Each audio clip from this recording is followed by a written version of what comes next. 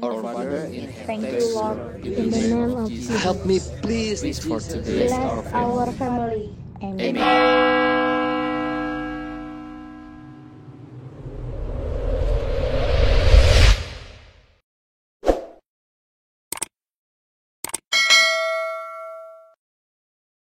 Firman Tuhan bersama, katakan amin, amin. Baik, shalom.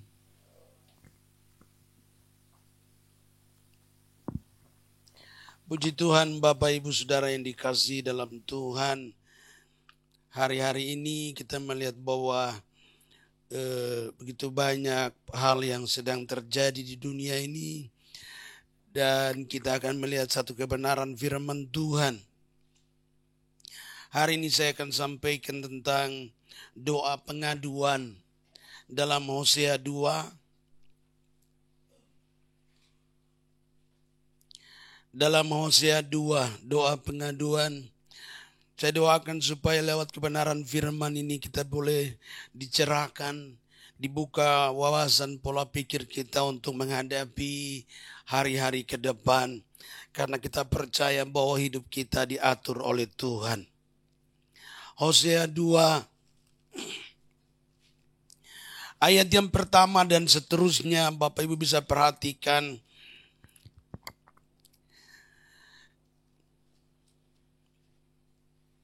Perikopnya tentang Israel ditolak dan dipulihkan. Namun ini adalah gambaran daripada gereja Tuhan dan juga gambaran daripada kehidupan kita manusia saat ini. Hosea 2, adukanlah ibumu, adukanlah sebab dia bukan istriku dan aku ini bukan suaminya. Biarlah dijauhkannya sundalnya dari mukanya dan sinanya dari antara buah dadanya, supaya jangan aku menanggalkan pakaiannya sampai dia telanjang dan membiarkan dia seperti pada hari dia dilahirkan. Membuat dia seperti padang gurun dan membuat dia seperti tanah kering, lalu membiarkan dia mati kehausan. Tentang anak-anaknya aku tidak menyayangkan mereka, sebab mereka adalah anak-anak sundal. Sebab ibu mereka telah menjadi sundal. Dia yang mengandung mereka telah berlaku tidak senonoh. Sebab dia berkata, aku mau mengikuti para kekasihku yang memberi roti dan air minumku, bulu domba dan kain lenanku, minyak dan minumanku. Sebab itu sesungguhnya aku akan menyekat jalannya dengan duri-duri dan mendirikan pagar tembok mengurung dia. Sebab dia tidak dapat menemui jalannya. Dia akan mengejar para kekasihnya tetapi tidak akan menjumpai mereka. Dia akan mencari mereka tetapi tidak bertemu dengan mereka. Maka dia akan berkata, aku akan pulang kembali kepada suamiku yang pertama. Sebab waktu itu aku lebih bahagia daripada sekarang. Tetapi dia tidak insaf bahwa akulah yang memberi kepadanya gandum, anggur dan minyak, dan yang memperbanyak bagi dia perak dan emas yang dibuat mereka menjadi patung Baal.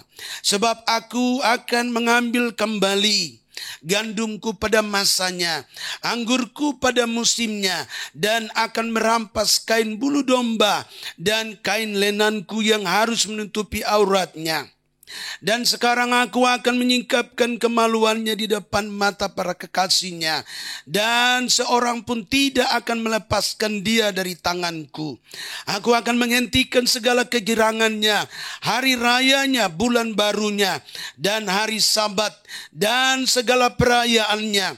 Aku akan memusnahkan pohon anggurnya dan pohon aranya yang tentangnya dikatakannya, ini semuanya pemberian kepadaku yang dihadiahkan kepadaku oleh para kekasihku. Aku akan membuatnya menjadi hutan dan binatang-binatang di padang akan memakannya habis.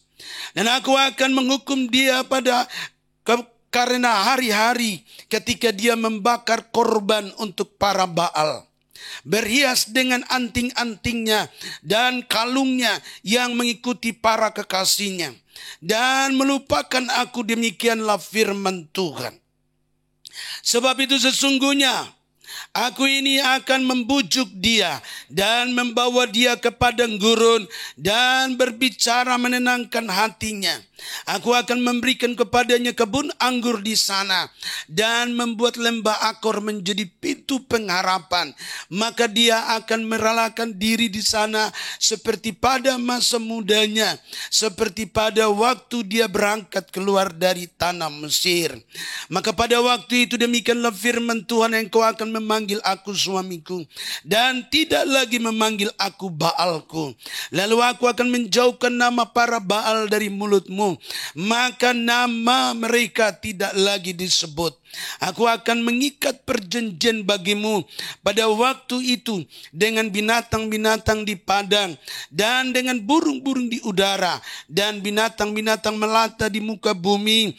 Aku akan meniadakan busur panah, pedang dan alat perang dari negeri dan akan membuat engkau berbaring dengan tentram.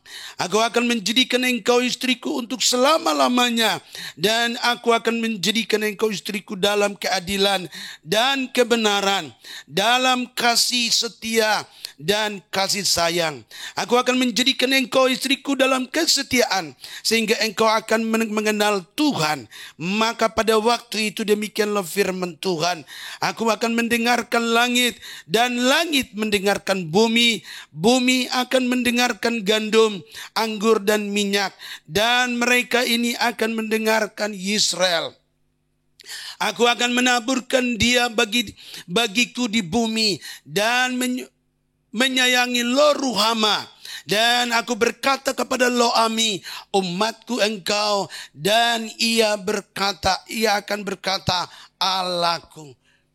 Puji Tuhan, Bapak, Ibu, dan Saudara yang dikasihi dalam Tuhan. Kita baru saja membacakan satu kebenaran firman Tuhan yang tercatat dalam kitab Hosea 2. Ini saudara mempunyai gambaran tentang kehidupan. Saya tidak membahas ayat per ayat atau penjelasan daripada maksud sejarah perjalanan daripada kitab Hosea 2 ini. Tapi saya mau memberikan gambaran seperti apa yang tersirat di dalam Hosea 2 ini. Apa yang difirmankan Tuhan dalam Hosea 2 ini saudara, di mana menggambarkan satu kerinduan Tuhan supaya manusia berbalik kepada Tuhan. Dalam Hosea 2 ini menggambarkan tentang satu kehidupan, perjalanan daripada manusia yang tadinya dia mengenal, seharusnya dia menyembah Tuhan, tetapi dia telah menyembah bukan kepada Tuhan. Yang dia sebut itu adalah kekasihnya, yang sudah memberikan kepada dia roti, anggur, dan minyak. Yang sudah memberkati dia. Saudara, untuk itu saudara kita akan membahas bagaimana cara Tuhan memulihkan kembali keadaan daripada manusia yang harus menyembah Tuhan, tetapi dia telah menyembah berhala. Ini satu proses. Inilah yang akan merupakan suatu gambaran ke depan. Kita akan melihat bagaimana bangsa-bangsa digoncang. Bagaimana bangsa-bangsa digoncang supaya mereka kembali kepada Tuhan. Dalam pembacaan ini kita menemukan bahwa Tuhan sedang melakukan perkara-perkara besar untuk membuat bangsa-bangsa kembali percaya kepada Tuhan. Ayat ini menggambarkan garis besar. Tapi kita ambil nilai-nilai poin penting yang akan saya sampaikan ke saat ini. Nah saudara, ada nilai-nilai penting di sini yang punya hubungan dengan kegerakan doa hari-hari ini. Kegerakan doa hari-hari ini saudara, ini akan membuat saudara, Alkitab sudah janjikan bahwa rumahku akan disebut rumah doa bagi segala bangsa. Dan Tuhan Yesus yang sudah mati di kayu salib saudara, merindukan supaya semua orang diselamatkan. Tuhan sangat merindukan supaya semua orang diselamatkan. Tuhan mau supaya segala bangsa diselamatkan, segala suku bangsa diselamatkan. Karena dia sudah mati di kayu salib untuk menebus semua dosa manusia. Dia mau supaya semua orang di seluruh bangsa diselamatkan. Namun bagaimana menyadarkan bangsa-bangsa, menyadarkan manusia yang belum mengenal Tuhan atau yang masih menyembah berhala, bagaimana menyadarkan supaya mereka kembali kepada Tuhan. Maka Hosea 2 kita akan menemukan bagaimana cara Tuhan membuat manusia kembali kepada Tuhan. Nah, untuk itu saya sebut kalau dalam sekolah doa ini disebut doa pengaduan. Ingat baik-baik pada waktu gereja mulai berdoa, waktu gereja mulai sungguh-sungguh berdoa bagi bangsa-bangsa, maka perubahan, dampak-dampak, hal-hal yang akan terjadi saudara, akan seperti yang tercatat dalam Hosea 2. Kita akan melihat hari-hari ke depan, goncangan demi goncangan kepada bangsa-bangsa. Itu kita akan melihat dengan kacamata firman Tuhan. Bahwa sesungguhnya Tuhan yang sedang mengerjakan ini. Tuhan yang sedang mengizinkan ini terjadi. Tuhan yang sedang melakukan ini. Supaya apa? Manusia kembali kepada Tuhan. Nah, ini tujuan Tuhan. Jadi jika kita melihat, membaca kitab Hosea 2 dengan kacamata firman perjanjian baru. Kita melihat dengan kerinduan Tuhan, visi Tuhan, misi Tuhan bagi bangsa-bangsa. Di mana dalam kitab Wahyu dikatakan bahwa ada setiap suku, kaum, bangsa, bahasa. Mereka berdiri di hadapan Tuhan. Mereka berpakaian putih. Mereka diselamatkan. Inilah visi Tuhan yang besar. Visi Tuhan yang besar di akhir zaman ini adalah menyelamatkan bangsa-bangsa. Menyelamatkan jiwa-jiwa. Menyelamatkan mereka yang telah menyembah berhala. Kembali kepada Tuhan, pencipta langit dan bumi. Inilah kerinduan Tuhan, saudara. Nah, sebab itu waktu kita mulai berdoa, saudara, maka saudara perubahan-perubahan mulai akan terjadi. Nah, saudara, saya catat di sini. Saudara perhatikan dalam Hosea 2 ayat pertama, Tuhan suruh adukanlah. Adukan ini bicara tentang doa pengaduan. Doa kepada Tuhan. Di saat kita melihat keadaan di mana orang tidak mengenal Tuhan, orang tidak lagi cari kepada Tuhan, maka kita berdoa kepada mereka. Kita berdoa kepada Tuhan. Kita minta Tuhan turun celikan mata mereka supaya mereka mengenal Tuhan. Tempat-tempat berhala begitu banyak sekali. Orang mulai mencari bukan kepada Tuhan, tetapi mulai mencari setan. Orang mau saja, saudara, untuk bersetubuh dengan setan hanya untuk mendapatkan kekayaan. Hosea ini menjelaskan jelas sekali. Mereka pergi mencari kekasihnya. Bukan kepada Tuhan lagi. Ini ayat ini menjelaskan tentang jelas sekali. Bahwa inilah keadaan sekarang. Demi kekayaan, keberhasilan, demi pangkat, demi segalanya. Orang rela pergi. Mau di gunung yang tinggi dia pergi. Mau di lembah yang dalam dia pergi. Nun jauh di sana. Dia hanya untuk mencari kekasihnya. Nah, saudara, baik kita lihat. Adukanlah, Tuhan suruh adukan. Bicara tentang doa. Supaya apa? Janji Tuhan, supaya jangan aku menanggalkan pakaiannya sampai dia telanjang. Dan membiarkan dia seperti pada hari dia dilahirkan. Kenapa Tuhan suruh adukan, doakan? Supaya jangan dibiarkan telanjang. Jangan dibiarkan habis. Hidupnya hancur. Atau berantakan. Maka itu Tuhan mau kita berdoa. Gereja diberikan tanggung jawab untuk apa? Berdoa. Karena Tuhan ingin semua orang diselamatkan. Nah, jadi waktu kita berdoa, tujuannya supaya apa? Jangan sampai hukuman datang. Nah, ini. Jangan sampai hukuman datang atas kota-kota, atas pulau-pulau, atas bangsa-bangsa. Nah, ini. Kemarin kita berdoa untuk pemetaan, doa untuk Solo. Habis seminar untuk Solo, kemudian mereka bilang kita doakan untuk ada 2 kerajaan besar yang di Solo. Keliling, doa keliling. Jadi pemetaan, doa keliling kota Solo, 4 penjuru wilayah kota Solo didoakan. Mereka bawa masuk ke tempat kerajaan, ya, di kerajaan Solo zaman dulu, ya, kerajaan fisik maksudnya, bukan kerajaan. Lalu kami masuk dan pemetaan.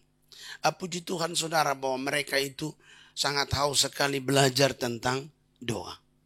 Ini sudah penggerak-penggerak doa, mereka pendoa-pendoa yang dari zaman jaringan doa nasional, ya kemudian ditambah JDS dan sebagainya, di jaringan doa kota gitu. Tapi mereka begitu haus belajar tentang doa. Nih. Sampai ada satu ibu, dia dokternya sudah 2. Dosen, dokternya 2, di belakangnya ada tambah lagi PSS apa lagi, saya tidak mengerti itu. Dia bilang begini, Pak John, saya diberkati, tapi saya punya nama ini, tapi tidak usah ingat-ingat saya punya nama lah. Jabatan tidak usah ingat, saya mau belajar. Jabatannya itu, ya apa, titelnya itu banyak sekali. Tapi dia mau belajar doa. Nah di sini saya perhatikan, waktu kita mulai coba cek wilayah itu, saudara, masuk ke tempat yang paling keramat di situ, yang orang bilang ini tempat pertemuan Nyi Roro Kidul dengan raja-raja zaman dulu. No. Masuk ke situ, tapi tidak diizinkan untuk masuk sampai di dalam, di ruangannya khusus di situ. Baru sampai di luar Tuhan sudah buka. Di kerajaan yang pertama juga Tuhan buka. Kemudian di kerajaan yang kedua Tuhan bukakan lagi. Jadi rupanya pemetaan rohani ini mulai berjalan untuk keadaan itu. Lalu saya mulai sampaikan keadaan kota ini begini. Kenapa sampai orang bisa sampai di lingkungan itu tuh, mereka itu sistemnya mengabdi. Jadi berapapun gaji tetapi tidak di ini. Tapi sistemnya mengabdi. Kehidupan mereka, keadaannya. Saya bilang ini sudah diadopsi. Sudah diadopsi. Kita harus berdoa supaya Tuhan pulihkan kembali tempat ini. Ini kami berdoa untuk supaya Tuhan pulihkan. Saya tidak bisa menjelaskan mendetail gitu. Tapi nanti kita bisa lihat lewat kebenaran firman ini. Nah, saudara, jadi dikatakan di situ bahwa supaya apa? Supaya jangan aku menanggalkan pakaiannya sampai ia telanjang. Ini punya gambaran yang luas sekali. Nah, hari-hari ini Tuhan mau supaya gereja berdoa untuk supaya perkara-perkara atau hal-hal yang seperti ini tidak terjadi. Kita lihat selanjutnya, membuat dia seperti padang gurun. Nah, keadaannya itu nanti seperti padang gurun. Dan membuat dia seperti tanah kering, lalu membiarkan dia mati apa? Kehausan. Mati kehausan sudah tentu bicara tentang bagaimana terjadinya kelaparan, kehausan secara fisik maupun juga secara rohani. Dua-dua ini terjadi. Kalau kita pergi ke tempat-tempat di mana orang menyembah berhala, saudara, itu dua-dua ini pasti ada. Saudara, kalau saya jauh-jauh kita lihat saja Tanjung Kait. Hah? Itu daerahnya sangat. Sampai kelapa saja yang Rp1.000 saja tidak laku, no, bayangkan. Padahal dekat dengan bandara internasional. Dibandingkan dengan Pulau Alor, kelapa masih berlaku. Pulau Alor yang jauh dari pusat kota Jakarta, tapi masih laku. Tahun 98 kita mulai berdoa di Tanjung Kait. Keadaannya sangat berat. Orang masih pakai lampu pelita. Atap rumahnya masih pakai atap daun kelapa. Masih pakai dinding. Rumah tinggalnya masih tanah. Dan itu kalau di Alor itu, di gunung-gunung lah ketemu seperti itu. Di kota tidak seperti itu lagi. Nah, bayangkan ini tempat ada di dekat dengan Bandara Soekarno-Hatta. Betul nggak? Pusat Jakarta. Tapi keadaannya berat sekali kehidupan itu. Warung sekecil-kecilnya pun tidak ada di situ. Yang ada orang pergi untuk cari anak ambar. Ini. Kalau anak ambar ada. Tapi kita mau beli warung kecil untuk mau beli apa-apa juga tidak ada. Nah, Pak Berto tahu itu. Karena beliau dulu praktik di situ. Keadaannya berat. Nah, Tuhan suruh supaya kita harus berdoa. Doakan tempat itu supaya Tuhan pulihkan kembali. Karena keadaannya benar-benar padang gurun. Seperti orang telanjang keadaannya. Itu. Kehidupannya berat. Kata telanjang di sini artinya bahwa kehidupannya itu enggak ada apa-apa lagi. Sekolah mereka harus jalan kaki sampai di Sepatan. Gitu. Anak-anak yang dari Tanjung Kait itu jalan kaki. Pendidikan itu berat juga di situ. Jadi mulai dari SD dan seterusnya. Habis itu baru dibangun SD Impres.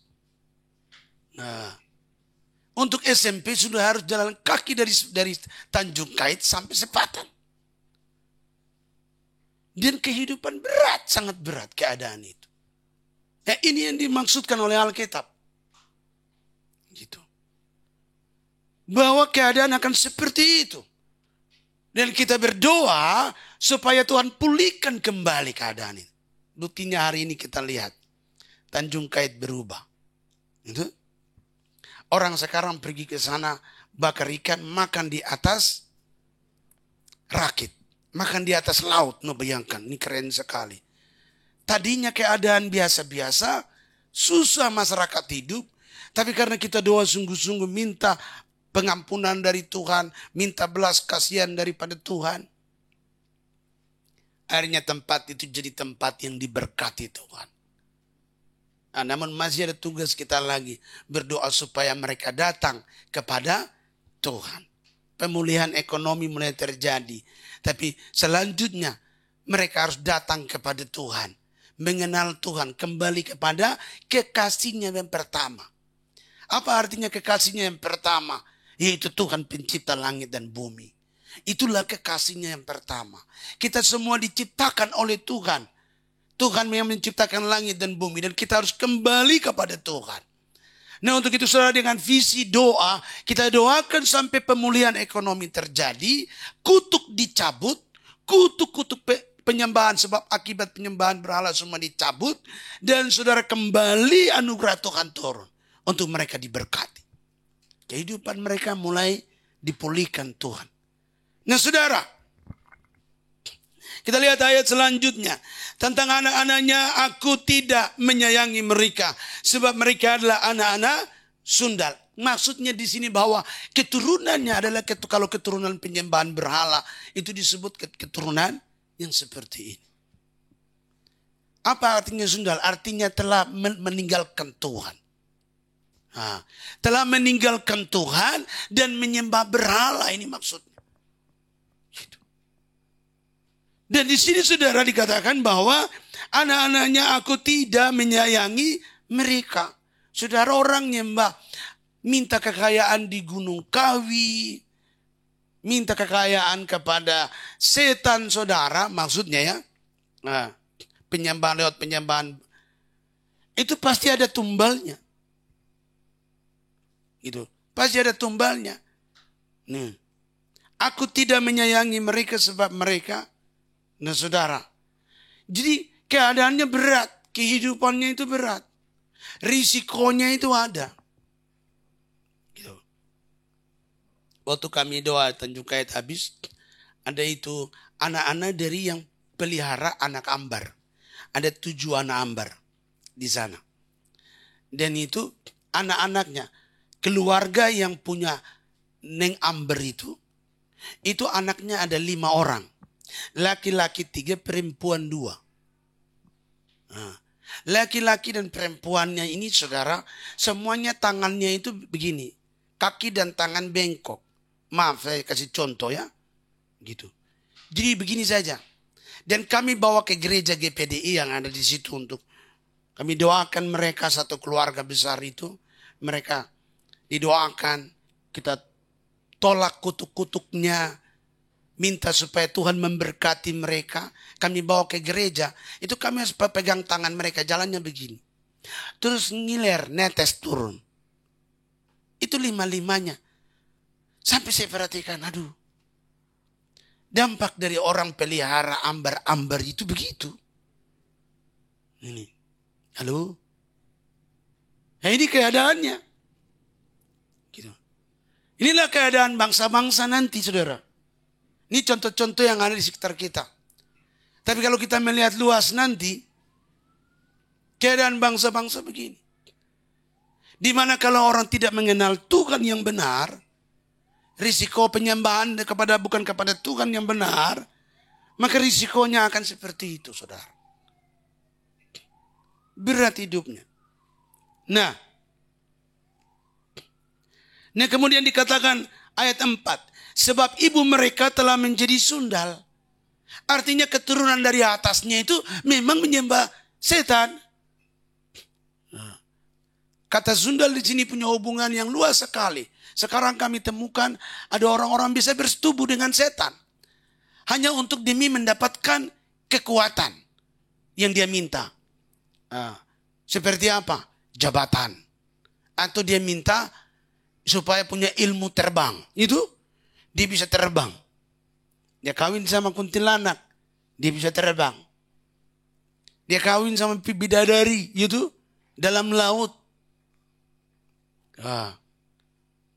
Seperti yang di Laut Alor. Ada yang turun kawin sama bidadari. Ada yang kawin sama Ratu Pantai Selatan. Itu. Nah itu bukan cerita dongeng biasa. Tapi memang itu kenyataan di lapangan. Nah, artinya inilah dikatakan. Jadi kalau orang-orang tua terdahulu melakukan penyembahan bukan kepada Tuhan. Di sini dikatakan. Sebab ibu mereka telah menjadi sundal. Nyembah. Nah ini bicara doa kalau pelepasan keturunan. Suku hubungannya ini. Doa pelepasan untuk ikatan-ikatan nenek moyang. Suku, kaum, bangsa. Ini perlu dibebaskan. Kita perlu cari tahu. Dari keturunan nenek moyangnya nyembah apa. Nah. Waktu yang lalu ada satu anak. Dia beli rumah di Jogja. Lalu dengan keluarganya. Mertuanya. Karena beli lewat handphone ya. Beli lewat. Dia belum pernah pergi lihat. Setelah rumah sudah bangun. Dia sama keluarganya, mertuanya semua pergi. Nah, anak muda yang beli ini yang nyetir. Mau sampai di dekat rumahnya di Jogja. Tiba-tiba dia kesurupan. Akhirnya tidak jadi. Mereka mau kembali ke Bekasi. Maka telepon. Pak John, tolong doakan dulu. Kenapa ini dia gini? Ini. Orang niat baik. Sudah beli rumah. Kan pengen lihat kan? Niat baik. Tapi kenapa sampai sana kesurupan? Rupanya waktu berdoa. Dalam dirinya saudara. Ada opung. Ada opung. Nah. Tuhan kasih tunjuk lihat. Ini ada yang ikut ini. Wajahnya begini. Saya kasih tahu. Dia bilang, itu opung saya katanya. Lalu saya bilang, kok ada keris, pisau keris. Kau simpan di mana? Iya benar. Opung saya itu datang dalam mimpi malam-malam. Lalu serahkan pisau keris itu. Dia lihat jelas-jelas. Dia ambil. Dan dimasukkan dalam tubuhnya. Akhirnya jadi sakti. Nah karena dalam dirinya ada yang lain. Itu ada setan. Nah, setan dari nenek moyang kan. Dari opungnya turun. Bukan opungnya yang turun. Setan yang menyerupai opung. Nah, turun tinggal dalam dirinya. Bahkan dikasih jimatnya lagi. Waktu dia sampai di Jogja. Di sana punya juga lebih hebat juga. Benturanlah antara setan Pantai Selatan dengan Danau Toba punya. Rupanya baku saudara kan begitu ya. Benturan. Keserupanlah dia di mobil. Ini. Halo. Akhirnya kita harus doa pelepasan. Pulih. Habis pulih sembuh. Akhirnya dia bisa lihat rumahnya lagi. Nah, baru bisa. Ini saudara, itu artinya apa? Setan, nenek, dia nggak tahu selama ini. Dari kecil nggak tahu, dia pikir itu baik. Opung yang datang kasih pisau keris, tancapkan dalam tubuhnya. Dia pikir biasa saja kan. Tapi baru ketahuan, itu waktu berhadapan antara setan dengan setan. Kan dia manusia nggak tahu. Tapi dalam dia kan, gitu ya. Kalau ada Yesus kan beda kan gitu ya. Nah, Rupanya Ratu Pantai Selatan bilang begini, oh kau, kita pernah ketemu kan? Rame lah sudah kan. Rame sudah. Nah ini yang dimaksudkan oleh Alkitab ini. Dari atas moyang keturunan kita cek. Nah saudara. Nah kemudian ayat 4 tadi. Sebab ibu mereka telah menjadi sundal. Dia yang mengandung mereka telah berlaku tidak apa? Tidak senonoh. Dia mengandung mereka telah berlaku tidak senonoh. Ini ayat kalau kita bahas lanjut lagi. Yang kami temukan di lapangan. Orang-orang yang sampai mengandung. Ternyata dari hubungan dengan genderuwo. Ini kenaan itu. Tapi ini penjelasan nanti lebih luas lagi. Kita lihat lanjut. Tapi pertanyaannya, apakah bisa terjadi seperti itu? Nah, nanti itu dalam pelajaran peperangan rohani, di situ bisa kita bongkar. Nah, kemudian saudara, sebab dia berkata, aku mau mengikuti apa? Para kekasihku yang memberi roti dan air minumku. Rupanya inilah yang membuat dia sukses. Dan dia sebut itu kekasihnya. Bicara kekasih berarti sudah dekat. Betul? Bicara kekasih berarti dia sudah kawin dengan yang dia cari itu. Betul? Nah ini. Makanya tidak heran kenapa di Indonesia banyak orang gitu. Kita bisa dengar ada berita orang kawin dengan setan, minta supaya dapat kekayaan, dapat jabatan, nanti dikorbankan tumbalnya anaknya, tumbalnya apa, gitu kan. Macam-macam. Gitu. Dan dia akan percaya, bicara kekasih berarti dia percaya itu. Dalam 1 minggu berjalan bisnisnya, jualannya, ada hari tertentu dia harus kembali kepada itu. Dia harus tutup, itu persyaratan. Kenapa tutup hari ini? Itu persyaratan. Mau ketemu mbak dulu. Nah, di kampung. Bawa perpuluhan lah. Gitulah. Ini karena sudah jadi kekasihnya. Dia ingat janjinya. Ingat sumpahnya.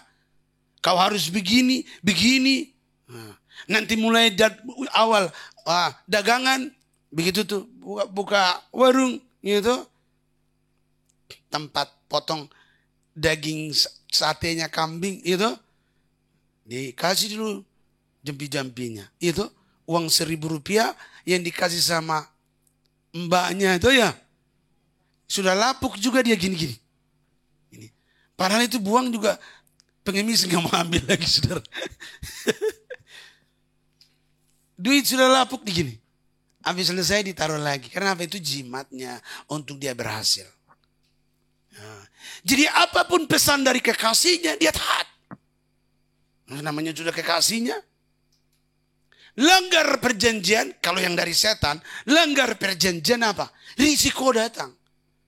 Makanya waktu penjualan ramai sekalipun, hari yang sudah dijanjikan tutup-tutup loh. Ini ada jualan, dulu jualan daging sate. Jam 3 sore dia buka, jam 6 sore harus tutup. Walaupun lagi antri. Saya juga penasaran, itu berapa puluh tahun yang lalu. Udah lama. Akhirnya kami pergi dengan Pak Budi yang Taman Jati dulu. Dicerita, Pak John, ada di sini. Oh gitu ya, cek kita. Benar, jam manusia sudah antri di Karawaci. Manusia sudah antri, dia belum buka loh. Nunggu sampai dia lihat jam 3 teng, baru dibuka. Kami pergi sebelum jam 3. Jadi lagi berdiri tunggu aja. Enggak lama saudara. Dari pekuburan Tanah Gocap tuh ya. Nah itu lagi didorong ini gerobak. Isi daging sate daging kambing. Ditutup dengan kain merah. Gerobak itu didorong. Sampai di tempat jualan ini pas jam 3. Rupanya sudah perhitungan jam 3. Nah, lalu habis itu saya perhatiin daging dikeluarkan, daging kambing masih muda-muda. Wah, ditaruh di atas semua habis selesai. Lalu diambil papan irisnya taruh di atas itu tempat pemotongan. Nah itu. Lalu Dia ambil serbet, kain serbet yang sudah lapuk, yang sudah kotor sekali, diginiin. Bukan biasanya kan orang ambil kain kan bersih-bersihin gini ya. Ini enggak, cuma begini doang. Oh berarti ini jimatnya. Gitu? Ini pesan dari kekasihnya kan gitu. Sebelum kamu mulai pakai ini kain ini jangan dibuang kan gitu ya. Nah, disimpan nanti setiap kali buka-buka warung, tes, kerennya. Gitu. Disulap sedikit kan, tes. Mantap juga. Habis dia simpan lagi tuh kain. Dalam hati saya, itu kain kenapa nggak dibuang? Udah hancur, lembek-lembek gini. Mesti ditaruh lagi. Ih. Kain serbet itu kalau sudah apa kan jatuh-jatuh itu dia punya apa kan ini benangnya kan. Udah gitu pun dia masih taruh lagi simpan. Terus dia ambil kain yang biasa untuk dilap, bersihin. Waduh, berarti persyaratan. Habis daging kambing dipotong-potong selesai sudah. Itu manusia antrinya. Wih. Saya suruh Pak Budi beli aja. Beli, nanti di rumah baru kita makan. Berdoa, sampai di rumah ternyata saudara dagingnya nggak enak. Cara ngeceknya di situ. Apakah itu daging benaran atau daging tidak tahu? Nah, kita tidak tahu kan. Namanya juga alam roh. Nanti kalau saya baca buku Mukendi, tulang-tulang manusia bisa dibuat jadi daging. Nah, kalau saya baca lagi di buku Mukendi itu. Nah, ular bisa dibuat jadi daging babi. Saya pernah makan itu. Kan tidak tahu, Paulus bilang kalau kita tidak tahu. Nah, ternyata berbeda. Pernah sekali makan daging ular. Ular ini dibuat jadi babi. Orang sudah biasa berburu di kampung itu. Sudah biasa berburu. Dan binatang itu ya kalau sudah tiap kali, tiap minggu, tiap hari diberburu kan habislah. Tapi kalau orang ini dia pergi berburu, itu saudara, dia pasti dapat. Karena dia punya ilmu. Ilmu matematika kah apakah? Dia punya jimat-jimat. Dia punya kepercayaan, penyembahan kepada kekasihnya. Karena dia punya penyembahan kepada kekasihnya, dia pergi di sana, dia tinggal ngomong sama kekasihnya, tolong kasih saya babi. Orang lain datang berburu tidak dapat. Dia pergi, baru beberapa jam sudah ada babi. Dia tinggal ngomong, nanti babi berderet datang. Lalu mana yang harus dia panah? Nanti dikasih tunjuk sama kekasihnya. Lalu dia angkat anak panah, dia panah. Jadilah babi. Dipotong, nanti sudah potong ini daging babi. Panggil masyarakat di kampung naik, kemudian mereka pikul, datang dibersihin, dipotong semua. Pagi-pagi itu, biasanya kalau di kampung itu, penatua gereja atau pendeta itu harus dapat duluan. Nah, karena menghormati. Jadi orang di kampung itu dapat berkat seperti begitu, mereka sudah harus pendeta duluan. Jadi Pak Pendeta dapat pahanya. Penatua gereja ini dapat pahanya. Mereka bawa lalu kasih sama Pak Penatua ini. Nah, singkat cerita, penatua ini sudah tahu ini daging babi asli atau tidak. Itu biasanya orang di kampung itu harus gantung di depan rumah. Di teras rumah. Gantung dulu daging di situ sampai jam 9 pagi. Kalau daging itu tidak biru dan tidak ada lalat, itu daging asli. Tapi lewat jam 9 kalau daging itu warna mulai berbiru, ada lalat banyak, berarti itu daging palsu. Jadi caranya mereka juga tahu begitu. Tetapi karena saya datang ke situ, saya tinggal dengan penatua itu, jadi mereka tidak ada makanan. Nah, mereka itu sering menghormati orang dari daerah, dari tamu lah datang. Jadi begitu pagi-pagi ada daging babi datang, langsung saudara mereka potong, mereka siap rebus dan mulai masak. Lalu penatua ini bilang begini, Pak John kita makan karena ini sudah disiapkan ibu. Ini tadi orang antar daging jadi kita harus.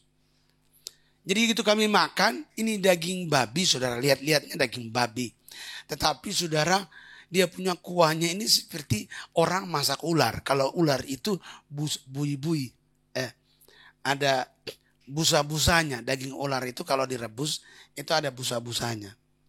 Nah, ini daging babi, dari dulu kita udah pernah makan daging babi lah. Ini masak juga udah pernah. Kenapa?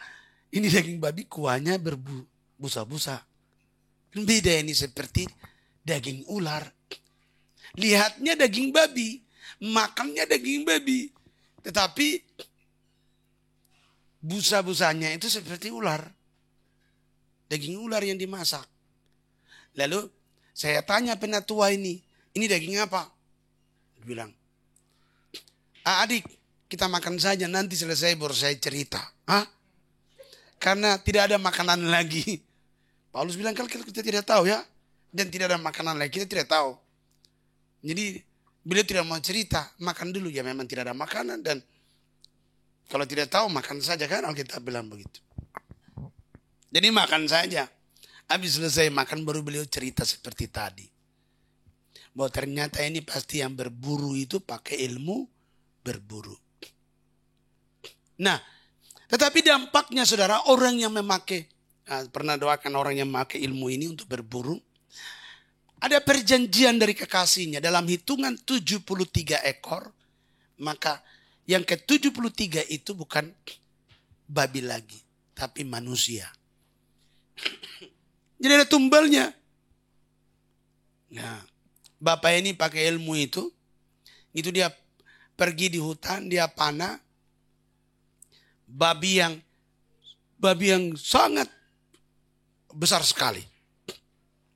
Dia panah selesai, dia ukur itu babi, dia panggil masyarakat naik pikul karena terlalu besar babinya, sampai di kampung. Begitu dia sampai di kampung, ternyata istrinya juga mati. Diukur panjang babi sama dengan tempat tidur istrinya, dengan tubuh istrinya. Baru dia ingat, pernah kekasihnya berjanji bahwa kalau panah yang ke-73 ekor, pasti itu bukan babi lagi, itu manusia. Artinya tumbal korban. Jadi hari itu dia minta, Pak John bagaimana saya harus, dia minta didoakan, nanti minta pemulihan lah. Apa yang harus saya lakukan dan sebagainya. Hari ini kita doa pemulihan dan sebagainya. Nah, jadi ini namanya kutuk. Perjanjian dari kekasihnya. Dia taat ikut kekasihnya, resikonya seperti itu. Nah, tetapi kalau kepada Tuhan saya kira tidak ada seperti itu. Amin. Kepada Tuhan tidak ada tumbal-tumbalnya. Yang ada kasih karunia, keselamatan, anugerah, apalagi berkat, hidup kekal, itu yang ada. Dari setan ada risikonya. Nah, lalu saudara kita lihat ayat selanjutnya, ayat 5. Sebab itu sesungguhnya aku akan menyekat jalannya dengan apa? Duri-duri. Inilah tujuan kita doa saudara. Waktu kita berdoa, maka Tuhan akan menyekat jalannya dengan duri-duri. Jalan daripada orang yang pergi menyembah berhala, sama berhala atau setan yang mau ketemu orang itu saudara, itu pun akan ditutup juga oleh Tuhan. Nah, maka sekarang kita punya pelayanan doa sudah mulai ada seperti itu. Gitu. Tempat-tempat yang tadi diganggu setan, perusahaan-perusahaan yang diganggu setan, begitu didoa usir setannya, minta Tuhan lindungi, maka saudara tidak akan lagi bisa setan masuk di wilayah itu, di perusahaan itu. Karena apa? Tuhan menyekat jalan mereka dengan duri-duri. Saya tidak tahu duri-duri apa yang ditaruh di situ. Nah, tapi Tuhan lindungi tempat itu. Salah satu contoh untuk perusahaan PT Pelangi itu didoakan, habis selesai. Dulu tuyul suka masuk itu tidak kelihatan untuk curi uang. Nah, tetapi giliran setelah didoakan selesai kembali, saudara kemudian, gitu. Begitu tuyul masuk saudara ketahuan. Seperti anak kecil cuma pakai kolor, tidak pakai baju. Lari-lari di tengah-tengah perusahaan, di lorong jalan. Lari-lari di satpam tangkap, lalu bawa ke pos. Lalu mereka telepon sama saya, Pak John, kami tangkap tuyul. Oh iya, tunggu saya datang. Begitu saya masih di tengah jalan, saudara, tiba-tiba mereka telepon lagi. Pak, sudah diambil sama orang. Oh, berarti yang pelihara itu yang ambil. Nah, jadi begitu dia masuk wilayah itu, ketahuan. Nah, ini yang namanya kalau satu tempat sudah didoakan, dilindungi oleh Tuhan, dibersihkan dan dilindungi oleh Tuhan, setan masuk ketahuan. Amin. Nah, Tuhan janji di sini bahwa kita doa, maka saudara, Tuhan akan tutup jalannya dengan duri-duri. Orang yang pernah kawin dengan kuntilanak yang di kampung Oimova, begitu kami berdoa, satu malam itu doa putuskan hubungan dia dengan kuntilanak. Lalu doakan dia bertobat, dia tidak mau lagi, kita putuskan jalur-jalurnya, doakan dia diselamatkan. Ada mungkin 10 atau 15 tahun kemudian, kemarin waktu bor air, bikin air di kampung itu, saya dengan Ayub ke sana. Kami masih tanya lagi, saya masih tanya, orang itu bagaimana? Mereka bilang, Bapak itu masih hidup, sudah tua sekali. Kami tidak sempat pergi ketemu ya. Tapi mereka masyarakat dan penatua gereja itu berkata, bilang begini, dia tidak seperti dulu lagi. Artinya apa? Jalan dari kekasihnya untuk bertemu dengan dia sudah putus. Kan kuntilanak itu sudah kekasihnya. Dia udah kawin dengan kuntilanak. Tapi jalannya sudah putus. Entah ditutup pakai duri-duri apa, nanti kita tanya sama Tuhan. Tapi Alkitab bilang begini, luar biasa di sini. Sebab itu sesungguhnya aku akan menyekat jalannya dengan apa? Duri-duri. Dan mendirikan pagar tembok.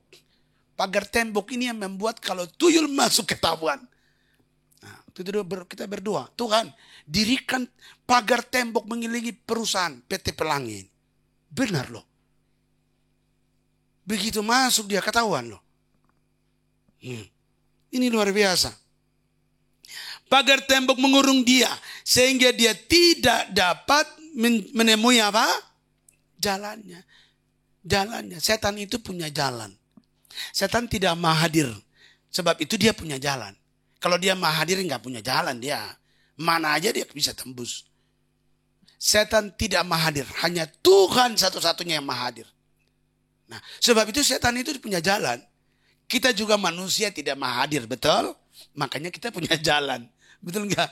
Kalau kita mahadir, nggak ada punya jalan, saudara. Tiba-tiba sudah ada dalam mobil kan kita. Tiba-tiba sudah di mana? Nah, saudara. Jadi di sini kita temukan bahwa ada jalan-jalan setan. Nah, waktu kita berdoa, Tuhan akan kasih tahu di mana jalan-jalan setan, jalur-jalur setan yang harus ditutup. Supaya dia tidak mempengaruhi lagi orang-orang yang pernah memanggilnya kekasihnya. Jadi orang jago ilmu apapun, tapi kalau jalur jalannya sudah ditutup Tuhan, selesai. Nah, saudara dengar kesaksian tentang juara 1 dunia, dukun sedunia, gitu. Tuhan kasih tahu jalurnya kan, itu dari Pusuk Buit, Gua Singamangaraja, tahu Selalai, kita tutup semuanya, bersih, kering. Mau di ritual apapun nggak bisa ketemu lagi. Nah, jadi saudara kita lihat di sini, inilah yang Tuhan sedang kerjakan hari-hari ini. Di mana Tuhan sedang membawa pendoa-pendoa untuk bisa berdoa dan mengerjakan pekerjaan-pekerjaan Tuhan yang besar, yaitu apa? Menutup jalur-jalur ini. Supaya apa? Manusia tidak lagi mencari setan. Walaupun manusia panggil-panggil, kasih sini, kasih itu, sampai gak ketemu. Waktu Elia berhadapan dengan berapa? 400 Nabi Baal. Elia suruh sama mereka, sekarang suruh panggil kekasihnya, kan begitu ya. Elia suruh panggil kekasih mereka. Mereka panggil dari pagi sampai jam 3 sore. Mereka berteriak, panggil dengan ritual mereka, mungkin dengan gerakan mereka ya. Sampai Alkitab berkata, sampai mereka tore-tore badan mereka ya, sampai berdarah. Nah, ini kalau kita lihat ritual-ritual penyembahan ada yang seperti itu kan, gitu. Tore-tore badan mereka sampai luka-luka, ada yang mungkin sampai potong lidah, kan gitu ya. Nah, gitu. Wah, gitu mungkin mereka pakai gerakan seperti itulah. Nah, entah seperti apa kalau kita lihat kan di suku-suku di Indonesia masih ada itu yang peninggalan kuno punya kan. Wah, panggil gitu-gitu sampai ditore-tore sampai jam 3 sore. Ternyata saudara, kekasihnya tidak datang juga. Nah, kalau kekasihnya tidak datang berarti mujizat tidak terjadi. Mereka teriak-teriak tidak bisa. 450 Baal, 450 dukun ini berdoa, nggak datang-datang. Ini berarti saudara, Tuhan sudah tutup jalan-jalan mereka dengan duri-duri. Sehingga waktu mereka panggil tidak datang. Nah, saudara bayangkan ini 450. Dan ini dukun-dukun raja loh. Dukun-dukun raja yang dipelihara sama Isabel, istri raja. Ini bukan dukun-dukun biasa. Ini sudah dukun raja. No. Dan yang panggil bukan 1-2 orang, 450 orang panggil kekasihnya. Saya percaya Elia sudah berdoa. Tuhan sudah turun tutup jalannya. Amin. Sehingga mereka tidak bisa ketemu lagi kekasih. Tidak ada mujizat lagi. Lalu Elia berdoa pula dengan sungguh-sungguh. Elia bilang sekarang, siram itu misbah. Batu-batu mezbah berhala itu dengan air. Biasanya orang harus siram dengan minyak ya. Baru bisa nyala. Elia suruh apa? Siram dengan air. Korban disiram dengan air. Sampai batu-batunya semua basah dengan air. Lalu Elia berdoa minta api dari langit turun. Dan Alkitab berkata, api turun menjilat sampai batu-batu pun dilalap oleh api. Nah, ini membuktikan bahwa Tuhan yang pencipta langit dan bumi, ini Tuhan yang dipanggil oleh Elia. Yang disembah oleh Elia, yang dikenal oleh Elia. Inilah Tuhan yang benar. Sementara yang 450 Baal ini dukun-dukun yang memang kalau di Alkitab ini orang yang menyembah setan. Nah, saudara, jadi kita lihat di sini bahwa dampak daripada doa itu akan terjadi demikian. Ayat 6 tadi, ayat 5. Ya, aku akan menyekat jalannya dengan apa? Duri-duri. Dan mendirikan apa? Pagar tembok mengurung dia sehingga dia tidak dapat menemui jalannya. Baik orang yang melakukan maupun setannya atau kekasihnya tidak akan bisa ketemu lagi, saudara. Ini kuasa doa. Tuhan pakai gereja Tuhan ini luar biasa. Kemarin di Inalum ya. Inalum. Jadi begitu sampai lalu mereka bilang begini. Pendeta tidak bisa masuk. Saya juga mikir-mikir, waduh. Kalau ditanya KTP saya, KTP pendeta. Waduh. Wah. Lalu pokoknya tokoh-tokoh agama nggak boleh. Oh gitu ya. Terus akhirnya dari sini Pak Obed sudah kasih kartu. Pak Obed sudah kasih kartu perusahaannya. Jadi paling tidak nanti saya kasih ngomong, saya ini karyawan di PT ini. Wah, keren kan? Mantap. Dikasih tunjuk kartunya. Wah, luar biasa. Jadi kita bisa masuk. Ini kan urusan namanya urusan bisnis. Jadi, udah siap nih kartu.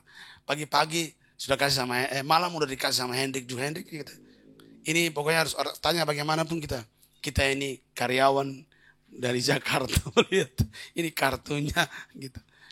Jadi kamu udah mikir-mikir. Tapi gitu sampai langsung mereka tanya, gimana kita harus buat apa? Saya ditanya, bagaimana buat apa? Saya bilang, Karena dibilang bahwa itu tempat sulit untuk bisa masuk, sekarang juga kita langsung pemetaan. Wah, udah. Jadi sampai hari Minggu itu langsung kita keliling.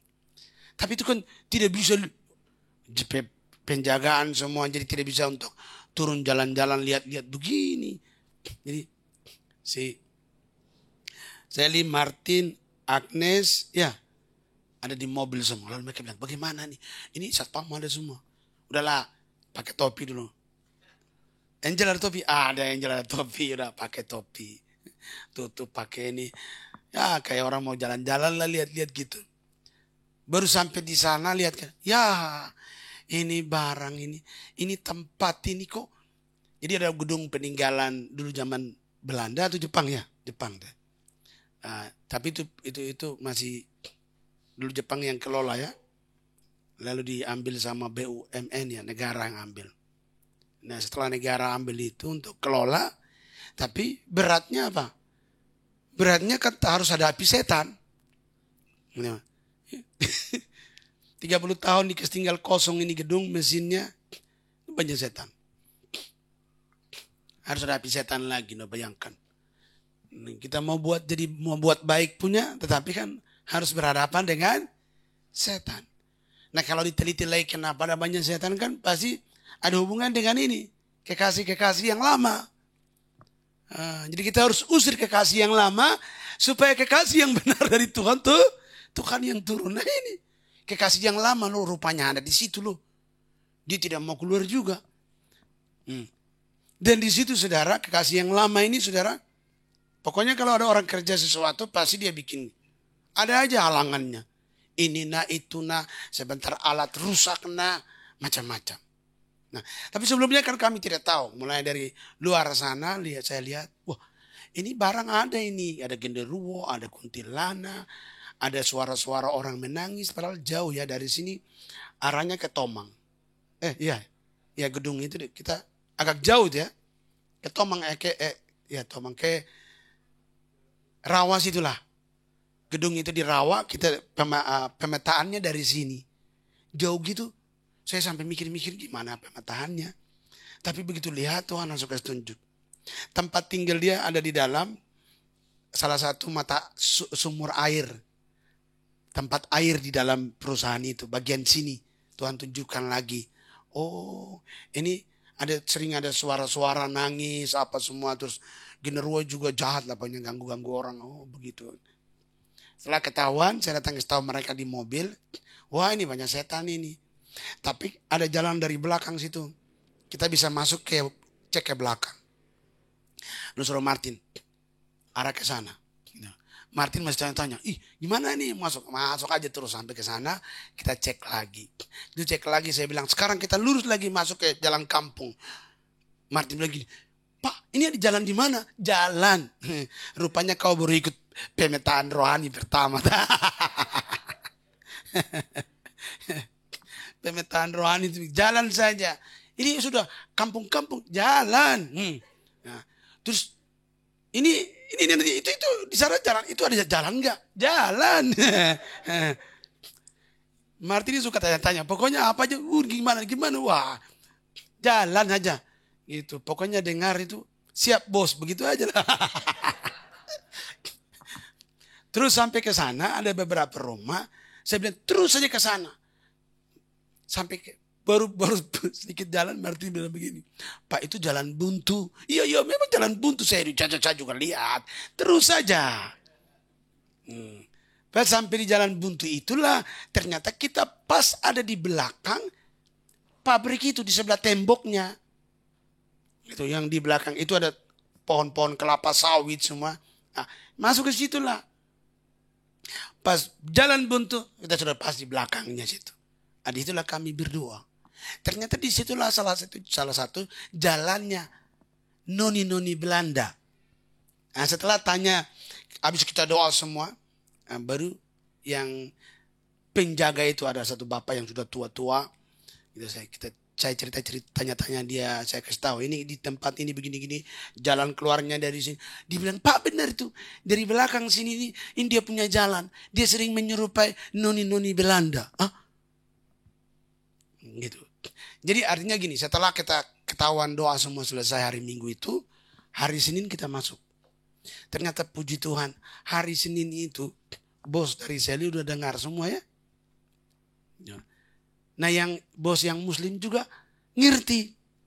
Puji Tuhan, akhirnya kita tidak pakai kartu lagi, kartu pendeta, kartu apa.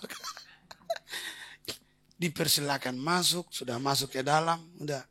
Agnes sudah kasih pakaian proyeknya itu ya, pakaian perusahaan. Kita pakai topinya, udah. Sudah diantar keliling. Keliling semua, cek semua, benar. Apa yang kemarin Tuhan katakan kemarin itu benar. Ada di dalam tempat kayak sumur penampungan air 6 meter ke dalam ya. Digali, jadi besi-besi panas yang apa itu nanti setelah itu dicelupnya di situ. Oh, nah rupanya disitulah tempat tinggalnya setan. Di situ ada mesin besar satu di situ samping itu lokasi dia tinggal. Jadi dulu ada satu karyawan yang waktu sampai di situ dia jatuh sampai muntah darah. Oh pasti udah. Kalau tempat tinggal setan begitu kita ganggu itu dia akan ngamuk. Ngamuk, makanya jadilah seperti itu. Berarti jadi tukang-tukang yang kerja pun jadi pada ketakutan semua. Waktu Agnes mau masuk di situ, mereka bilang begini, wah hati-hati nanti ditangkap sama gini rubuh katanya gitu. Nah berarti mereka tahu habis kami itu ternyata bos besarnya yang Muslim datang juga. Dia juga ikut. Saya kasih kesempatan, kita kasih penjelasannya supaya beliau ngerti. Gitu. Bahwa rata-rata lah semua agama itu menolak tentang setan. Betul nggak? Nah, jadi saya kasih tahu dia ini cara kerja setan begini, ini yang gini. Diikuti terus. Puji Tuhan dia senang. Begitu kita berdoa, dia ada di samping. Dia tidak ikut doa, tapi dia juga perhatikan cara kita berdoa. Dalam hati gue, puji Tuhan. Gitu.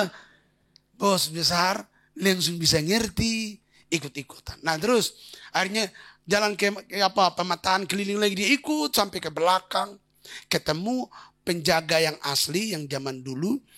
Disitulah kami tanya, ngobrol, ternyata benar informasi apa yang Tuhan bukakan diteguhkan lewat bapak ini yang udah tua-tua lah, dia ketua. Kami tanya-tanya dia cerita, ya benar Pak, ini pernah ada yang foto di sini di tower ini, begitu di foto selesai lihat kameranya ternyata ada noni Belanda tergantung di situ. Di kuntilanak model kayak noni Belanda katanya di itu tower. Ini gangguannya banyak. Tapi puji Tuhan habis kita doa ya ada kesaksian ya. Besok paginya langsung mesin yang suka macet-macet hidup. Ini luar biasa. Ya, tapi saya yakin bahwa dengan doa seperti itu ayat ini terjadi. Yaitu apa? Tuhan akan tutup jalan itu dengan duri-duri, dengan pagar tembok. Makanya kadang kita doa, kita minta Tuhan tutup bungkus ini dengan tembok-tembok daripadamu, tembok berapi daripada Tuhan. Tidak salah, memang ini janji Tuhan. Kalau Tuhan sudah tutup jalan kekasihnya saudara, nggak bisa lagi. Saya kasih tahu bosnya yang Muslim. Ini jalannya dari pelabuhan di laut. Pelabuhan itu masih hubungan dengan ini. Ini dia punya hubungan begini. Biarkan dia penasaran. Jadi nanti kalau kali depan, umpamanya seluruh inalum yang ke sana yang besar itu mau didoakan, ya kita doakan sajalah. Yang penting kita jadi berkat di mana mereka tahu bahwa nama Yesus lebih berkuasa dari segala nama. Ini yang penting saudara. Gitu. Nah, jadi saya ya puji Tuhan kita begitu ngajak ngobrol. Nah satu hal yang lucunya saya dalam hati. Gitu gini. Ajak ngobrol gak lama bos besar yang Muslim ini. Dia punya masker. Buka masker ternyata dia ada kumis, ada breok juga. Oh, jadi saya perhatikan dia agak hitam-hitam sedikit ya. Gitu. Tapi dia agak tinggi gitu, keren. Lalu agak ada kumis-kumisnya. Lalu saya ingat kenapa sebelum beberapa minggu yang lalu saya harus lepas breok ya. Oh, rupanya mungkin supaya bisa komunikasi dengan si breok juga. Jadi akhirnya jadi akrab, ngobrolnya jadi enak gitu kan. Ya. Baik, kita lanjut. Ayat 6 dikatakan, dia akan mengejar para kekasihnya. Nah, sampai dia akan kejar. Setelah didoakan selesai, kadang-kadang dampak ini bisa terjadi lagi. Orang akan kembali lagi, mau kembali lagi. Orang-orang yang terikat dengan kekasihnya waktu kita doakan selesai, saudara, itu kadang-kadang dia pengen lagi, mau kembali lagi. Begitu. Di mana setannya datang lagi, mau coba panggil dia lagi. Tetapi, nah di sini, dia akan mengejar para kekasihnya, tetapi tidak akan apa? Menjumpai mereka. Rupanya masih ada memori kenangannya itu. Sehingga dia pengen kembali lagi. Dia pengen lagi kembali ke penyembahan berhala. Makanya biasa orang habis didoakan mesti dituntun lagi kan. Diajarin firman, dikasih supaya imannya kuat. Supaya dia tidak kembali lagi. Karena memori ini kuat loh. Setan itu selalu mengiming-imingkan yang capcay puyung hai. Tetapi Tuhan janji, maka di sini kita tidak usah takut. Karena orang yang sudah datang kepada Tuhan, yang sudah ikut Tuhan, didoakan sungguh-sungguh kepada Tuhan, kita tidak usah takut. Alkitab berkata di sini bahwa dia akan mengejar para kekasihnya, tetapi tidak akan apa? Menjumpai mereka. Tidak akan bisa lagi. Setan yang datang pun tidak akan bisa lagi. Dulu tahun 90 itu pernah Raja Suwangi Alor itu didoakan, saudara. Lalu 4 tahun kemudian saya turun lagi ke tempat itu. Namanya di Kampung Malal, Pulau Pura. Kembali ketemu lagi di situ. Ternyata saya tanya masyarakat, majelis gereja, penatua di situ. Saya tanya bagaimana mama ini bagaimana keadaannya. Mereka bilang tidak seperti dulu lagi, rumahnya ada di atas. Sudah putus semuanya loh. Lalu saya naik ketemu sama dia. Saya bilang begini, mama ingat kain panas. Wah, dia lari datang, dia peluk sama saya, nangis dia bilang. Kain panas artinya dulu dia setelah didoakan, dipulihkan Tuhan, berangkat, bapak saya kasih dia kain panas. Makanya waktu saya ngomong kain panas dia ingat. Dia nangis, dia bilang dia berubah jauh. Itu Raja Suwangi. Suwangi itu yang terbang makan orang itu. Tuhan pulihkan. Nah jadi benar, Alkitab ini benar. Dikatakan di sini bahwa dia akan mengejar para kekasihnya tetapi tidak akan menjumpai mereka dan akan mencari mereka tetapi tidak bertemu dengan mereka. Maka dia akan berkata, aku akan pulang kembali kepada suamiku yang pertama. Apa artinya? Dia akan kembali kepada Tuhan pencipta langit dan bumi. Amin. Nah, di sini dia sudah kenal Tuhan pencipta langit dan bumi. Jadi tidak akan kepada setan lagi. Nah, kemudian bahwa ayat berapa itu? Sebab waktu itu aku lebih berbahagia daripada sekarang. Jelas Alkitab bilang, orang yang ikut setan tidak mungkin akan bahagia. Tidak mungkin. Walaupun ditawarkan harta, ditawarkan pangkat, gelar dan sebagainya. Tetapi kehidupan nantinya seperti pada waktu pagi dia berkembang, pada sore hari dialah layu. Artinya tidak akan bahagia kehidupannya. Gitu. Berkat yang dari setan itu tidak akan membawa kebahagiaan. Gitu. Nah, tapi setelah dia temukan Tuhan, baru kehidupannya akan menjadi bahagia. Ayat selanjutnya. Tetapi dia tidak insaf bahwa akulah yang memberi kepadanya gandum, anggur dan minyak. Dan yang memperbanyak bagi dia perak dan emas. Dan dibuat mereka menjadi patung Baal. Nah ini sudah bicara proyek-proyek besar, perusahaan-perusahaan besar. Sudah bicara bangsa-bangsa, saudara. Kita lihat. Nah ini. Dia tidak insaf. Mereka sudah tahu Tuhan, ada Tuhan. Tapi mereka tidak mau lagi kenal Tuhan. Nah, mereka tahu ada Tuhan. Kalau kita baca dalam kitab Roma ini ada hubungannya. Tapi sebaliknya mereka buat patung-patung yang menyerupai Tuhan. Atau menyerupai binatang. Lalu mereka menyembah ciptaan. Dan bukan menyembah kepada Tuhan. Nah. Di sini dikatakan di sini. Tetapi dia tidak insaf. Tidak sadar. Dia tahu. Harus menyembah Tuhan. Tapi karena ada kekasihnya yang menyelubungi. Nah. Bahwa aku Dikatakan, bahwa akulah yang memberi kepadanya gandum, anggur, minyak. Setan tidak pernah membuat berkat atau menciptakan hal yang baik. Tidak ada. Setan tidak menciptakan pohon cabai. Betul nggak? Yang ciptakan pohon cabai Tuhan. Yang ciptakan padi Tuhan. Yang ciptakan emas dan perak Tuhan. Yang punya semua itu Tuhan. Setan tidak bisa membuat itu. Tetapi saudara, orang yang sudah saudara dikuasai, dibodoh-bodohin oleh kekasihnya saudara, dia akan lebih tertarik kepada kekasihnya. Padahal kekasihnya tidak bisa membuat pohon cabai. Pernah nggak saudara suruh dukun buat pohon cabai? Nggak ada kan gitu ya. Tolong dulu. Yang ada uang palsu dong. Daun sirih dibuat jadi daun, jadi uang. Nanti habis belanja kan ada waktunya kan gitu ya. Tiba-tiba berubah lagi jadi daun sirih. Ini kan namanya penipuan. Memang setan itu raja penipu. Jadi dia pakai untuk hanya buat penipu saja. Kita lihat di YouTube sekarang banyak kan begitu ya. Nah, jadi saudara, jelas di sini bahwa setan yang menyiapkan, yang memberikan, Tuhan bilang yang memberikan berkat itu Tuhan, bukan setan. Nah, ayat 8. Sebab itu aku akan mengambil kembali. Nah, ini resikonya.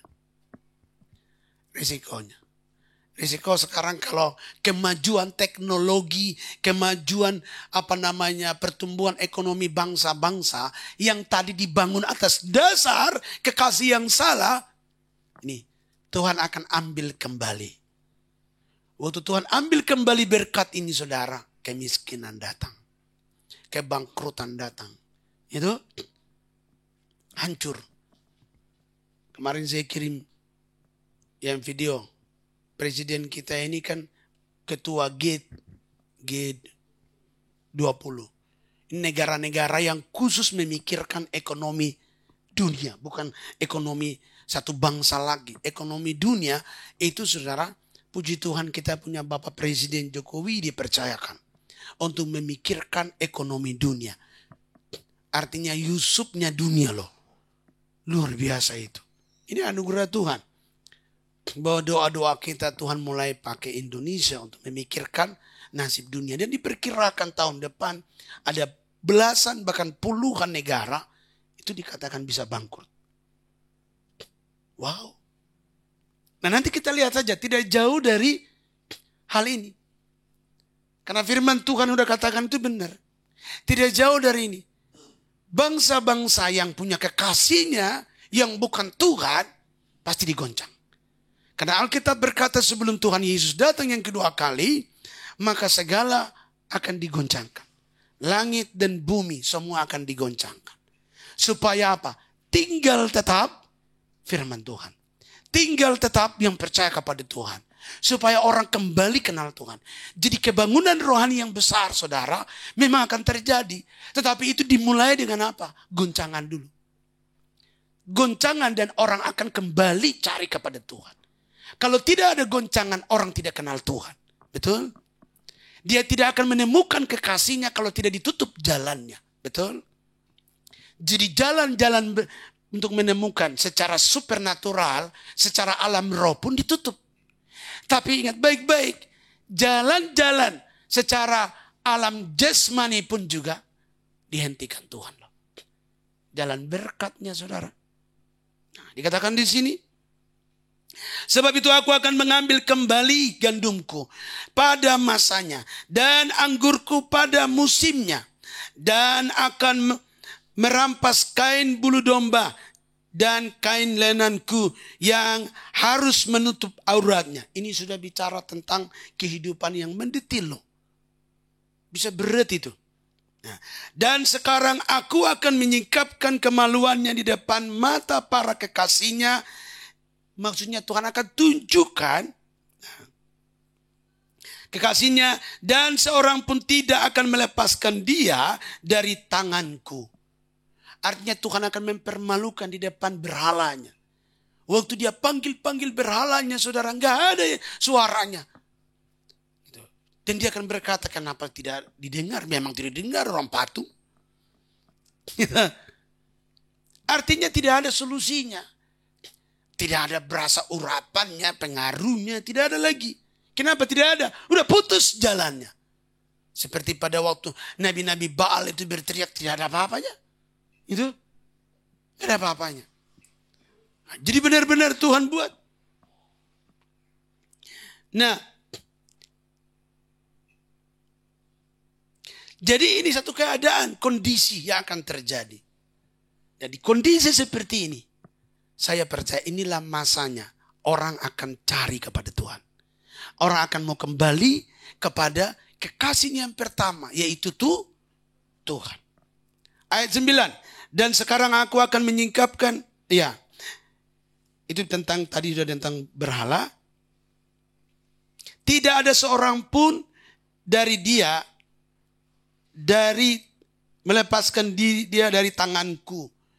Tidak akan bisa. Mau pakai mantra apapun tidak akan bisa. Kalau Tuhan sudah goncang, kita lihat waktu masalah Gunung Merapi. Mbak Marijan sudah pakai segala macam karena dengar wangsit tetap di situ. Tetap mau segala jampi dibikin tidak akan bisa. Hukuman Tuhan datang, habis. Sapi aja jadi abu karena itu panasnya belerang itu. Ini loh. Nah jadi kalau Tuhan sudah turun tangan, ini sudah berat. Jampi-jampi semua tidak berlaku lagi. Ayat ke-10. Aku akan menghentikan segala kegirangannya dan hari rayanya, bulan baru dan hari Sabat dan segala perayaannya. Tuhan yang menghentikan. Biasanya hari raya untuk korban kepada kekasihnya itu luar biasa dibikin. Gitu ya. Oh ada begini, apalagi hari raya itu. Tuhan akan hentikan semua. Dan situ kita akan lihat kenapa henti ya. Dengan sendirinya kalau ekonomi hancur bagaimana mau bikin pesta besar-besar. Itu logikanya. Nah lalu kita lihat selanjutnya. Ayat 11. Aku akan memusnahkan pohon anggur dan pohon ara. Dan tentangnya dikatakan inilah semua pemberian kepadaku. Yang dihadiahkan kepadaku oleh para kekasihnya. Ternyata sumber-sumber loh. Sumber-sumber yang pernah dulu dia dapat dari kekasihnya saudara. Yang sudah lama tumbuh. Yang mungkin sudah jadi pohon kehidupannya. Kering. Berhenti. Nah ini. Sumber-sumbernya pun digoncang loh. Nih. Saya pernah dengar kesaksian satu pendeta. Dulu dia latar belakang okultisme yang kuat. Sampai dia bisa berjalan di atas air. Saya pernah nonton videonya. Jago sekali. Terus dia dijamah Tuhan jadi pendeta. Kesaksiannya apa? Waktu dia sadar itu apa? Dia tahu gurunya itu hebat sekali. Sangat sakti. Tapi begitu dia kembali, dia punya masalah. Dia kembali lagi ke gurunya. Ternyata gurunya sudah mati. Di situ dia sadar. Baru dia sadar, ternyata gurunya yang sakti bisa mati. Adi juga dia sadar, bertobat, cari Tuhan. Itu saya dengar kesaksiannya. Artinya, sumber-sumber, pohon-pohon sumber kehidupannya dari kekasihnya dihentikan sama oleh Tuhan. Nah kalau Tuhan sudah bekerja seperti itu, wah ini udah bahaya. Nah, kita lihat selanjutnya.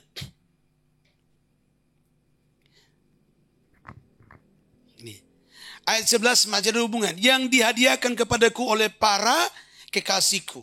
Aku akan membuatnya menjadi hutan dan binatang-binatang di padang akan memakannya apa? Habis. Jadi keadaannya itu penghasilannya pun habis begitu saja. Tidak ada yang membawa berkat. Ayat 12. Dan aku akan menghukum dia karena hari-hari ketika ia membakar korban untuk para baalnya. Ternyata ada hukuman yang datang. Waktu dia mulai melakukan kepada para baalnya. Berhias dengan anting-antingnya dan kalungnya. Dan ya mengikuti para kekasihnya. Dan melupakan aku. Demikianlah firman Tuhan. Ini orang mulai membuat patung-patung binatang. Disembah, dihias, dipakai anting-anting. Orang-orang yang bagian ritualnya mulai pakai ini, pakai itu segala macam. Kalau di Penang kan ada lagi itu ya, sampai tarik mobil dengan dagingnya ya, kulitnya bisa tarik lu, wih, ngeri itu. Ini pakai segala macam. Nah, tapi Tuhan janji di sini. Tuhan akan menghukum itu, saudara. Lalu ayat 13, sebab itu sesungguhnya aku ini akan membujuk dia. Nah, setelah semua ini sudah terjadi, ada masa krisis, ada masa ekonomi digoncang, berhala-berhala juga akan digoncang, saudara. Baru yang ayat 13 ini masa pemulihan. Nah, sebab itu sesungguhnya aku ini akan membujuk dia dan membawa dia ke padang gurun dan berbicara menenangkan hatinya.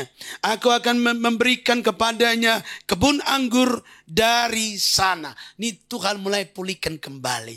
Di saat orang mulai tidak lagi sudah mentok dan tidak ada jalan keluar. Dia sudah cari kekasihnya, menyembah, lakukan ritual segala macam, tidak bisa ketemu kekasihnya. Disitulah dia akan kembali kepada Tuhan. Dan waktu dia kembali kepada Tuhan, Tuhan janji. Tuhan akan pulihkan kembali.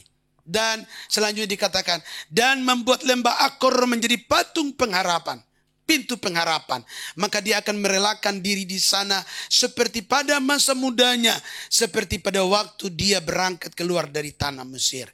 Tuhan mulai pulihkan kembali tanah kehidupan. Tuhan mulai pulihkan kembali.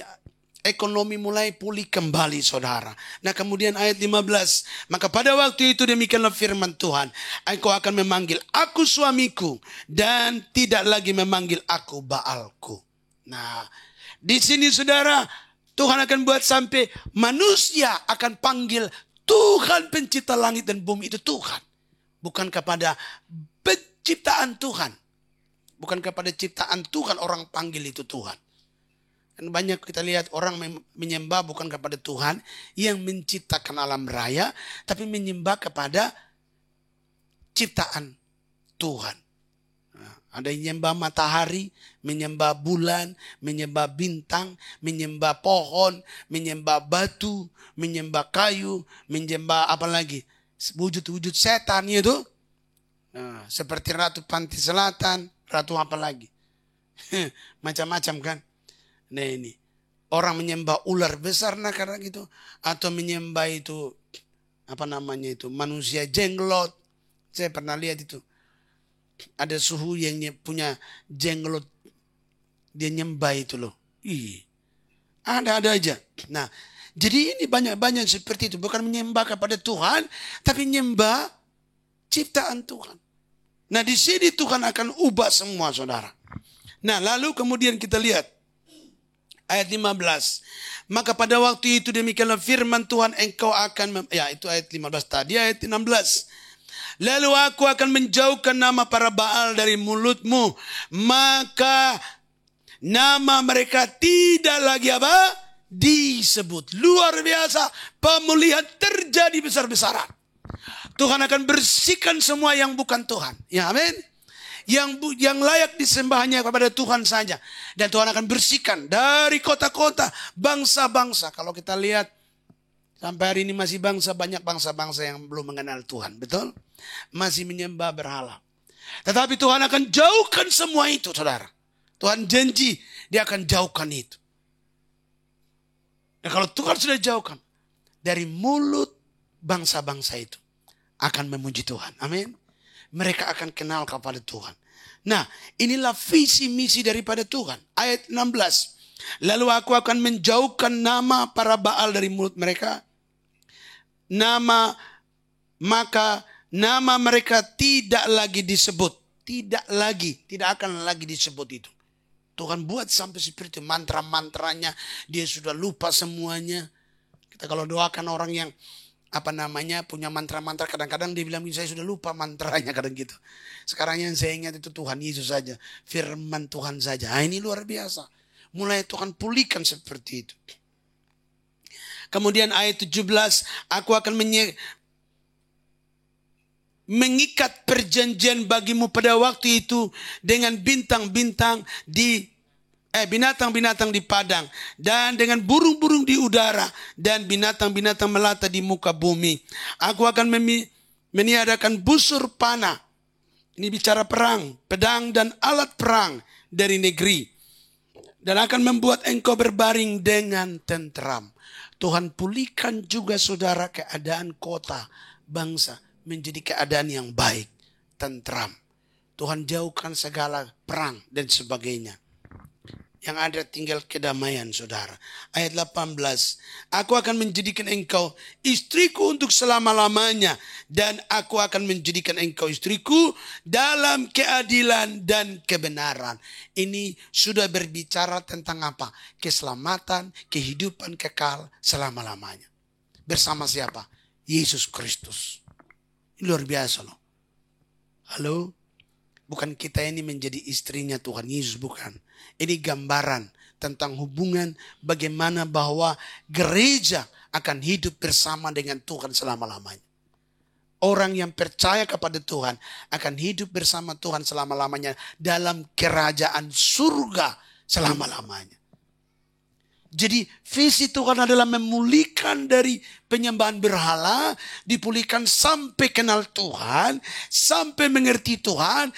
Tuhan singkirkan semua berhala-berhala dari kehidupan manusia itu. Lalu saudara, Tuhan bawa manusia itu menyembah Tuhan. Dan akhirnya Tuhan bawa manusia itu hidup kekal bersama Tuhan dalam kerajaan surga. Amin. Inilah visi Tuhan saudara. Di mana pemulihan mulai dari ikatan penyembahan berhala sampai kepada mengenal Tuhan yang benar dan sampai hidup kekal bersama Tuhan. Ini satu pekerjaan besar yang sementara ini Tuhan sedang kerjakan. Jadi kalau saudara nanti terjadi goncangan demi goncangan, ingat baik-baik, semua ini hanya untuk mendatangkan keselamatan bagi bumi ini, bagi manusia di bumi ini. Karena kita lihat terlalu banyak penyembahan berhala loh. Wow, sekarang ngeri-ngeri.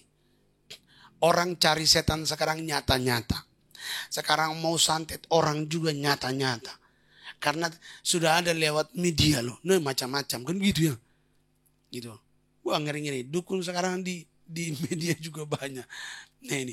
Tetapi saudara, kita akan lihat di sini bahwa perubahan ke depan ini akan terjadi dengan luar biasa. Ayat 19, aku akan menjadikan engkau. Sudah, kemudian ayat selanjutnya 20. Maka pada waktu itu demikianlah firman Tuhan, aku akan mendengarkan langit dan langit akan mendengarkan bumi. Bumi akan mendengarkan gandum, anggur dan minyak, dan mereka ini akan mendengarkan apa? Israel, berkat. Ini Tuhan kembali memberkati alam di sekitarnya. Kemudian aku akan menaburkan dia bagiku di bumi dan akan menyayangi lo Ruhama. Aku akan berkata kepada lo Ami, umatku engkau, dan ia akan berkata Allahku. Luar biasa. Jadi pemulihan terjadi besar-besaran. Mulai dari manusia tadinya mengikuti kekasih yang lain. Sekarang oleh doa-doa dan oleh kuasa Tuhan kita lihat perubahan-perubahan mulai terjadi. Sampai bangsa, kota, pulau datang kepada Tuhan. Maka itu kalau Alkitab berkata, rumahku disebut rumah doa bagi segala bangsa, itu benar sekali. Sekarang tidak ada jalan lain. Dunia tidak bisa memberikan perubahan. Dunia hanya menuju kepada kemusnahan. Dunia mau berubah jadi baik tidak bisa. Tetapi Tuhan yang bisa berubah, yang bisa merubah semua itu jadi baik. Jadi dengan adanya kegerakan doa hari-hari ini, sebenarnya kita sedang berdoa supaya terjadi pemulihan demi pemulihan. Goncangan-goncangan di berbagai negara itu akan membuat supaya orang cari Tuhan. Dan dia akan kenal, dan di situ Tuhan akan menyatakan dirinya Tuhan. Tuhan akan, sekarang banyak sekali orang mendapat mimpi ketemu Tuhan. Betul nggak? Perjumpaan dengan Tuhan. Jadi di masanya saudara, Tuhan mulai nyatakan belas kasihannya, anugerahnya supaya semua orang diselamatkan. Kenapa harus ada goncangan ekonomi, goncangan ini? Karena orang kalau sudah nyaman, dia tidak ingat Tuhan lagi. Dia sudah lupa Tuhan. Bangsa-bangsa yang sudah nyaman, lupa Tuhan. Maka itu saudara, dengan diizinkan goncangan ekonomi, supaya saudara, manusia kembali cari Tuhan. Baik, puji Tuhan. Harapan ke depan kita tetap percaya bahwa semua ini terjadi dalam program Tuhan. Berarti kita yang dalam Tuhan tidak akan tergoncangkan. Amin. Segala sesuatu digoncangkan, tapi orang dalam Tuhan tidak tergoncangkan. Tuhan sanggup pelihara kita semua.